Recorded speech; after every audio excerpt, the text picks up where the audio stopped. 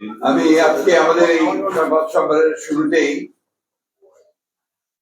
গাজাতে যে নির্মম জঘন্য হত্যাকাণ্ড ইসরায়েল যাচ্ছে তীব্র নিন্দা জানাচ্ছি এবং যারা নিহত হয়েছেন, শহীদ হয়েছেন, তাদের প্রতি আমাদের সমবেদনা জানাচ্ছি এবং প্যালেস্টাইনের এই সমস্ত মানুষের প্রতি তারা বিশ্বের দৃষ্টি আকর্ষণ করছি এবং এই অন্যায় যুদ্ধ বন্ধ করার জন্য জাতিসংঘ এবং আন্তর্জাতিক বিশ্বকে সকল প্রকার উদ্যোগ নেওয়ার আহ্বান জানাচ্ছি।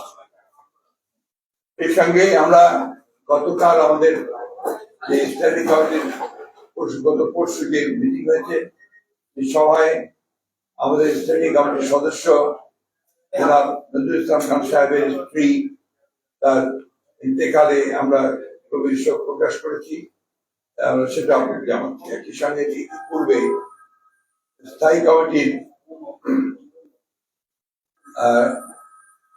আলোচনায় আমাদের সিনিয়র ভাইস প্রেসিডেন্ট, দেশের বরেণ্য রাজনৈতিক নেতা আব্দুল্লাহ নোমান সাহেবের মৃত্যুতে আমরা গভীর শোক প্রকাশ করেছি। আজকে যে বিষয়ে আমরা আপনাদের সঙ্গে কথা বলবো, এটা গুরুত্বপূর্ণ বিষয়। প্রিয় সাংবাদিক ভাই ও বোনেরা, আসসালামু আলাইকুম।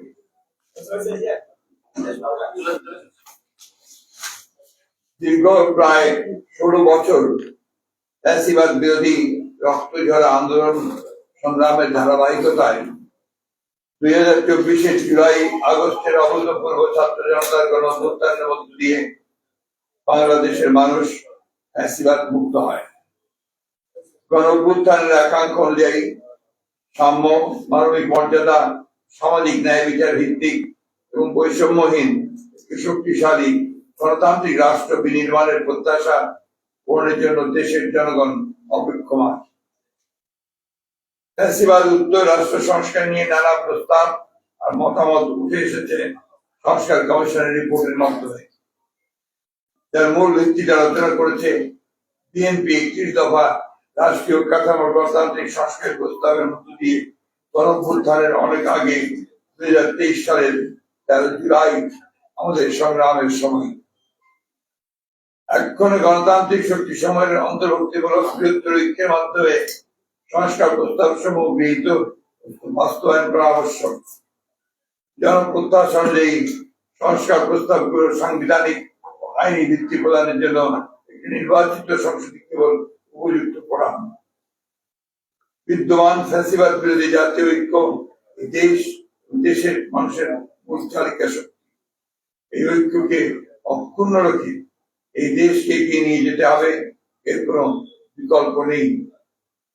এই ঐক্যের চর্চাকে আমাদের রাজনৈতিক সংস্কৃতিতে পরিণত করতে হবে। আমরা এমন কোন পদক্ষেপ নিতে পারি না যাতে করে ফ্যাসিবাদ বিরোধী জাতীয় ঐক্য, গণ ঐক্য বিনষ্ট হয় অথবা ফাটল ধরে। সুতরাং অন্তর্বর্তী সরকারকে সর্বোচ্চ নিরপেক্ষতার অবস্থান বজায় রাখতে হবে। কোন মহলকে রাজনৈতিক ফায়দা হাসিলের এজেন্ডা যেন সরকারের পরিকল্পনার অংশ না হয়, সেদিকে সজাগ দৃষ্টি রাখতে হবে। প্রিয় সাংবাদিক বন্ধুগণ, সংস্কারের উদ্দেশ্য হলো জনগণের জীবনমানের উন্নয়ন, জনসাধারণ জীবন ও সম্পদের নিরাপত্তা বিধান এবং জবাবদিহিতা আইনের শাসন নিশ্চয়তা বিধান করা, সর্বোপরি দেশের স্বাধীনতা সর্বত্র থেকে সুরক্ষিত করা। সংস্কার আগে নির্বাচন পরে বা নির্বাচন আগে সংস্কার পরে এই ধরনের অনাবশ্যক বিতর্কের কোন অবকাশ নেই। যেহেতু সংস্কার একটি চলমান প্রক্রিয়া, সংস্কার ও নির্বাচন প্রক্রিয়া দুটোই একসাথে চলতে পারে।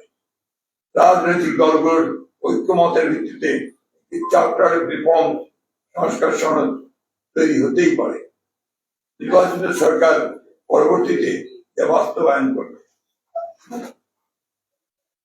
এমন অবস্থায় এখন অন্তর্বর্তী সরকারের মূলত করণীয় হচ্ছে সুষ্ঠু, অবাধ, গ্রহণযোগ্য নির্বাচন অনুষ্ঠানের লক্ষ্যে ঐক্যমতের ভিত্তিতে প্রয়োজনীয় সংস্কার শেষে দ্রুত একটি অবাধ, নিরপেক্ষ জাতীয় নির্বাচন অনুষ্ঠানের আয়োজন করা এবং নির্বাচিত সরকারের নিকট দায়িত্ব হস্তান্তর করা।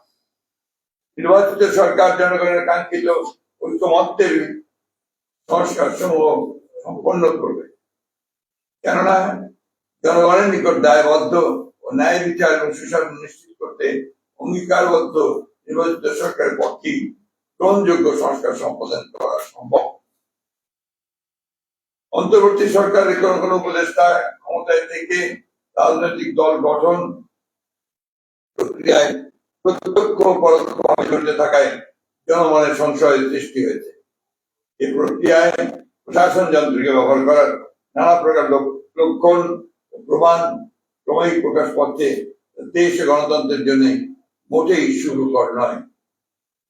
প্রিয় সাংবাদিক ভাই ও বোনেরা, জাতীয় ঐক্যমত্য কমিশন কর্তৃক প্রেরিত স্প্রেডশিটে যে অপশন পছন্দ করে ঘরে ঠিক চিহ্ন দিতে বলা হয়েছে, তাতে একটি বিষয়ে প্রতিবাদ হয়েছে যে বিষয়গুলো প্রস্তাব আকারে আসতে পারত, তা প্রস্তাব না রেখে লিডিং কোশ্চেনের আকারে হ্যাঁ বা না উত্তর দিতে বলা হয়েছে। যেমন প্রস্তাবগুলো গণপরিষদের মাধ্যমে বাস্তবায়ন চাই কিনা হ্যাঁ বা না বলুন, কিন্তু প্রথমে সিদ্ধান্ত আসতে হবে গণপরিষদের প্রস্তাবে আমরা একমত কিনা। একইভাবে গণভোট ও গণপরিষদ এবং আইনসভা হিসাবে নির্বাচিত সংসদের মাধ্যমে প্রস্তাবগুলো বাস্তবায়ন চাই কিনা ইত্যাদি হ্যাঁ বা না বলুন। সংবিধানের প্রস্তাবনার প্রিয়াম্বল মতো অতি গুরুত্বপূর্ণ বিষয় সংস্কার কমিশনের সুপারিশে থাকলেও তাই স্প্রেডশিটে উল্লেখ করা হয়নি। স্প্রেডশিটে ৭০টি প্রস্তাব উল্লেখ করা হলেও মূল প্রতিবেদনে সুপারিশের সংখ্যা প্রায় ১২৩টির মতো। একইভাবে নির্বাচন ব্যবস্থা সংস্কার কমিশনের মূল প্রতিবেদনের ১৫০টির মতো সুপারিশ তুলে ধরা হলেও স্প্রেডশিটে মাত্র ২৭টি বিষয় উল্লেখ করা হয়েছে, তার মধ্যে অধিকাংশই সংবিধান সংস্কারের সাথে সংশ্লিষ্ট। তাই আমরা মনে করছি স্প্রেডশিটের সাথে মূল সুপারিশ মানার উপর আমাদের মতামত সংযুক্ত করে দিলে বিভ্রান্তি এড়ানো যাবে। জাতীয় ঐক্যমত্য কমিশনের স্প্রেডশিটের অবস্থা এবং কমিশন সদস্যদের বিভিন্ন সময়ের বক্তব্য, বিশেষ কয়েকটি রাজনৈতিক দলের বক্তব্য বিবৃতির মধ্যে মিল পাওয়া যায়, জনমনে প্রশ্নের জন্ম দিতে পারে যে সকল বিষয়গুলো যেন একটি পূর্ব নির্ধারিত কর্ম পরিকল্পনার অংশ, যা গণতন্ত্রের স্বার্থের পক্ষে কিনা তা বলা মুশকিল।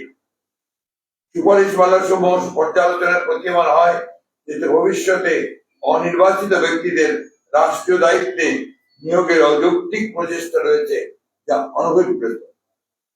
প্রিয় সাংবাদিক ভাই ও বোনেরা, সুপারিশ মালায় সাংবিধানিক কমিশন সহ এনসিসি নতুন বিভিন্ন কমিশনের প্রস্তাব করা হয়েছে। এই সমস্ত কমিশনের এখতিয়ার কর্মকাণ্ডের যে বর্ণনা দেওয়া হয়েছে, তাতে মনে করার যথেষ্ট কারণ রয়েছে যে আইন বিভাগ নির্বাহী বিভাগকে যথাসম্ভব আন্ডারমাইন করা এবং ক্ষমতাহীন করার উদ্দেশ্য, যার ফলশ্রুতিতে দুর্বল ও প্রায় অকার্যকর সরকার ব্যবস্থা প্রতিষ্ঠিত হবে। রাষ্ট্রের গণতান্ত্রিক চরিত্র, জনগণের মালিকানার প্রতিফলন হয় নির্বাচিত সংসদ এবং জনপ্রতিনিধিদের মাধ্যমে। সংবিধান ও নির্বাচন ব্যবস্থা সংস্কার কমিশনের সুপারিশ সমূহ পর্যালোচনা করলে প্রতীয়মান হয় যে রাজনীতিবিদরা অপান্তেয় এবং নির্বাচিত লোকদেরই দেশ পরিচালনার সুযোগ সৃষ্টি করাই শ্রেয়। জনগণের গণতান্ত্রিক ঐতিহ্য, কৃষ্টি ও সংস্কৃতি, ধর্মবোধ এই বিষয়গুলোকে গুরুত্ব দিয়ে বিভিন্ন সংস্কার সাংবিধানিক সংশোধনে পরিণত হওয়া বাঞ্ছনীয়। ফ্যাসিবাদ বিরোধী জাতীয় ঐক্যকে সমুন্নত রেখে দীর্ঘ প্রায় ১৬ বছরের ফ্যাসিবাদ বিরোধী গণতান্ত্রিক আন্দোলন, জুলাই গণ অভ্যুত্থানের শহীদদের স্বপ্ন ও আকাঙ্ক্ষা অনুযায়ী একটি বৈষম্যহীন রাষ্ট্র ও সমাজ ব্যবস্থা প্রতিষ্ঠা করাই বর্তমান সময়ের সর্বোচ্চ অগ্রাধিকার।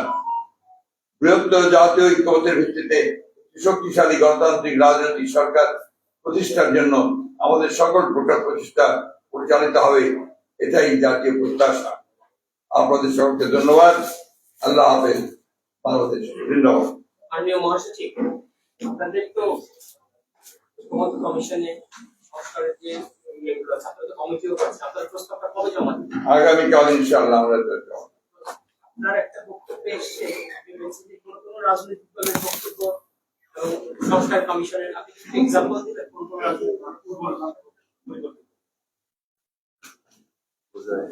এটা তো আপনাদের মনে হয় সাংবাদিক হিসাবে আপনারা অনেকগুলো জিনিস বুঝতে পারছেন, তাদের প্রস্তাবগুলো তো যেটা তারা কমিশন যে প্রস্তাবগুলো করেছে সংস্করণ, এগুলো তো অনেকগুলো মিডিয়াতে জড়িয়ে গেছে। কারণ দেখবেন যে তাদের প্রস্তাবের সঙ্গে আপনার ওই রাজনৈতিক দলগুলো বা ব্যক্তিদের প্রস্তাব অনেকটাই আপনার একই রকম আসে। স্পেসিফিক এখন আমি বলতে চাচ্ছি না, এটা আমরা কালকে আমাদের যে টিম যাবে সেই টিম কথাবার্তা বলার পরে তারা সেই বিষয়ে আপনি একটা কথা বলেছেন যে অনির্বাচিত ব্যক্তিদের নিয়োগের যে সুযোগ তৈরি করা, এটা কি একটু স্পেসিফিক?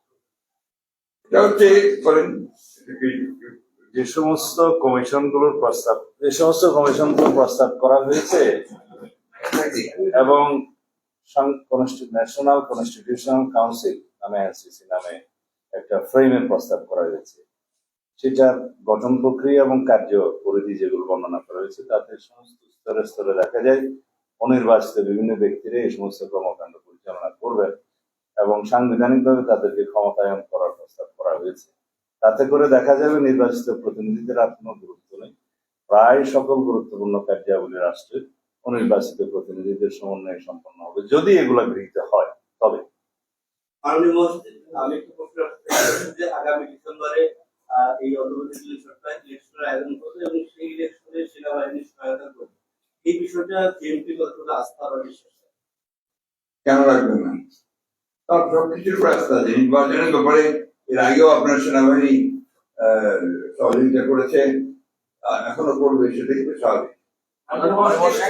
মানে অল্প সময়গুলিতে ছাত্র আন্দোলন থেকে শুরু করে বিভিন্ন সংগঠন আওয়ামী লীগ নিষিদ্ধের দাবিতে বিভিন্ন এই বিষয়ে আমি এখনই কোনো কমেন্ট করবো না, দয়া করে এটাকে ডাইভার্ট করবেন না। Thank you.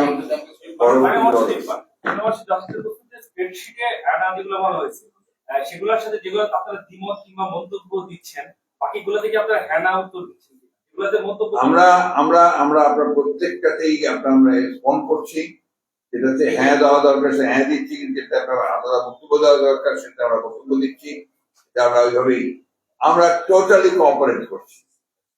আমাদের মনোনীত যদিও বিষয়টি জাতীয়ভাবে অনেক আলোচিত, আমার সহকর্মী প্রশ্নটা করেছিল আওয়ামী লীগের ব্যাপারে, আজকে আপনি দিলেন, তার একটু চাই সেটি হচ্ছে যে ইতিমধ্যেই ভারপ্রাপ্ত চেয়ারপারসনের মামলাগুলো সরে গিয়েছে, আলোচনায় আসছে, যিনি কবে আসছে এ ব্যাপারে সুনির্দিষ্ট কোনো না, এখন আমার সুনির্দিষ্ট কোনো দিনক্ষণ আমরা নির্ধারণ করিনি।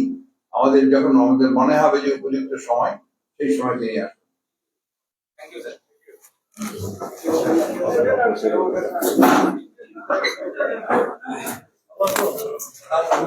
Gracias.